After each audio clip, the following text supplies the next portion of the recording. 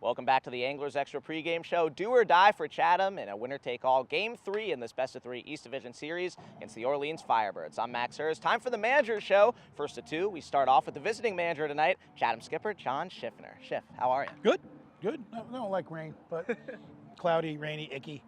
But let's go.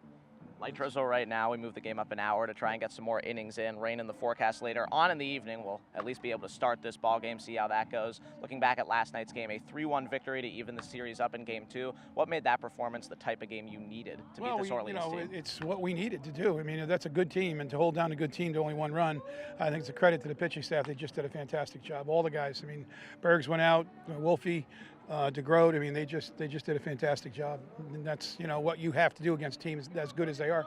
Adam Wolf, first man out of the bullpen for you, a scoreless 6th, 7th, and 8th, 3 scoreless frames. How big was that for him to keep some of your late inning arms rested for tonight? It was huge, just absolutely huge. We were hoping to get 3 out of him, and we did. And hats off to him. It was just an excellent effort.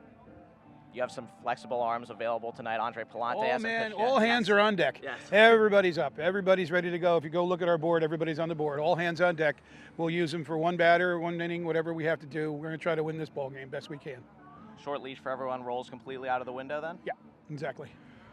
Jeff Belger, starting pitcher tonight. His last start was maybe the best for anyone on your team this summer. He's been on and off a little bit. How do you make sure that he is on? Well, it's up to him. We're throwing him out there. We're hoping he throws like he did last outing. He was outstanding again. I think it was YD, I believe. And, just his control was excellent.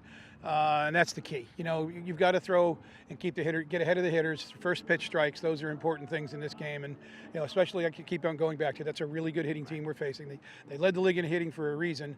And again, you cannot give them, 2-0, 3-1 counts all the time. They'll hammer you. How much of an advantage does Belge have, if any, with a predominantly left-handed lineup? Big advantage. There's no question it's a big advantage. But again, they're good enough to hit lefties, and if there's guys on base, it puts them at an extra advantage because there's guys on base. So he's got to keep the guys off base. Mason Coppins fouls a ball off the leg area just below his knee last night in the 3rd inning. You came out to talk to him before he finished at bat. What was that conversation like? Well, how you doing? And he said, yeah, it hurts. And when he jogged just a shade, it seemed everything was fine. Like, okay, he's going to walk it off. But once he tried to trot down to first base, that was no shot at all, 0. And he's out tonight. They're checking to see what's wrong right now. The X-rays were negative, but I think they're going to retake right now. He's struggling to even walk right now, so he's in rough shape.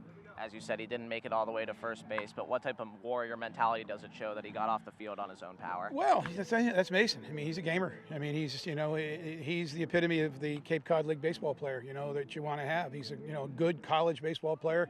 He was giving it all for the team, and the poor guy just couldn't finish it. And I feel badly. Hopefully maybe it'll come around in the next few days if we get into the next series. But he's pretty dinged up right now. You brought Kyle Baker in to replace him last night for the last 6 innings. Tonight you go with Landon Kay. Why the switch? Just like we know, we're not burying guys. We're going to play guys. It's Landon's turn. Give us a shot.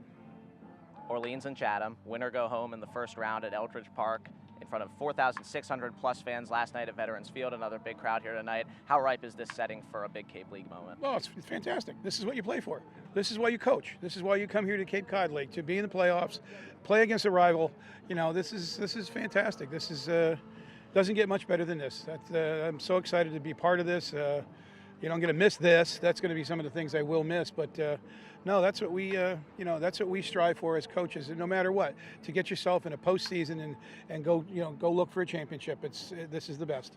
Schiff, thank you. Sure thing, Max. That's your Manager Show with Chatham skipper John Schiffner. Now across the field to Drew Carter for our second Manager Show, standing by with Orleans skipper Kelly Nicholson.